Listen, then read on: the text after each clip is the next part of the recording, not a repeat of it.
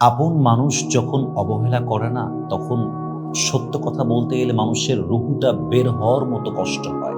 মানুষের কলিজা ছিঁড়ে যায়। মানুষের ভেতরে পুরো হাত পা যেন থরথর করে কাঁপতে থাকে। মানুষ সব সহ্য করতে পারে, বাট আপন মানুষের অবহেলা, কেয়ারলেস যে অ্যাটিটিউডটা আসে মানুষের থেকে, এটা আসলে মানুষ আপন মানুষের থেকে সহ্য করতে পারে না।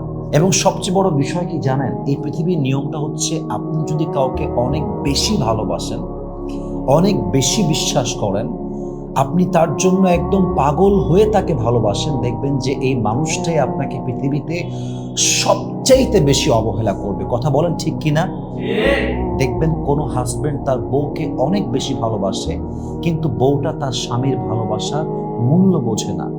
ইভেন অনেক মেয়ে তার স্বামীকে কলিজা দিয়ে ভালোবাসে, না পারে কলিজা ছিঁড়ে ভুনা করে খাওয়াই দিবে, just like that kind of love and emotion she has for her husband.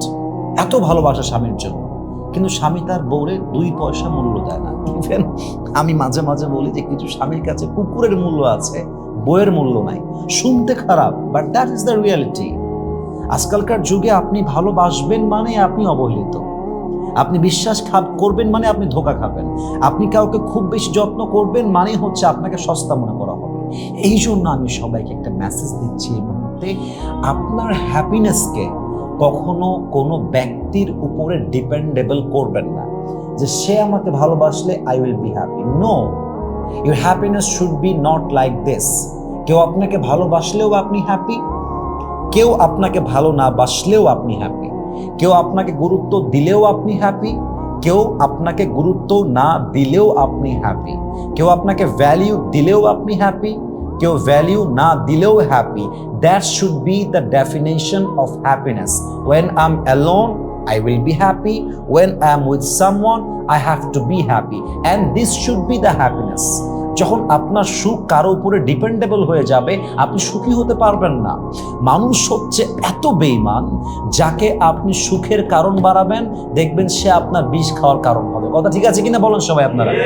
এটা বুঝতে হবে আপনাকে, আপনি কাকে ভালোবাসছেন, কাকে আপনি মূল্য দিচ্ছেন। প্রিয় ভাই আমার, প্রিয় বোন আমার, আমি সবাইকে বলবো যে আপনার 1 নাম্বার বন্ধু আল্লাহ, 2 নাম্বার বন্ধু হচ্ছে the prophet, last Messenger Muhammad সাল্লাল্লাহু আলাইহি ওয়াসাল্লাম। এই 2 জন ছাড়া আপনি যাকেই অন্ধবিশ্বাস করবেন, যাকেই আপনি পাগলের মতো ভালোবাসবেন, সোজা কথা বাংলা ভাষায় আপনি বাস খাবেন, আপনি এর প্রতিদান ভালো কিছু পাবেন না। কথা ঠিক আছে কিনা বলেন? এই জন্য মেহেরবানি করে কখনো নিজের সুখটাকে অন্যের উপরে ডিপেন্ডেবল করবেন না। কারোর জন্য এতটা পাগল হবেন না যে সে অবহেলা করলে আপনি মরে যাওয়ার মতো অবস্থা হয়ে যাবে। আপনি দেখেন আজকে অনেক ছেলেরা আত্মহত্যা করে মারা যাচ্ছে। সেই দিনের ঘটনা, যশোরে একজন ছেলে একজন মেয়ে পার্কের ভেতরে, শিশু পার্কে, ছেলেও বিষ খেয়েছে, মেয়েও বিষ খেয়েছে, জায়গায় ড্যাথ, শেষ, মারা গেছে ওখানে।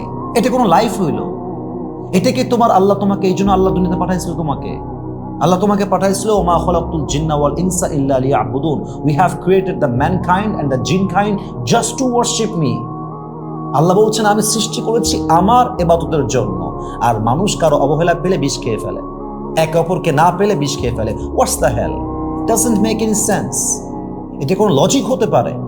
এই জন্য প্রিয় ভাইয়েরা আমার, আমাদের ভালোবাসার জায়গা, আমাদের আবেগের জায়গা আল্লাহ।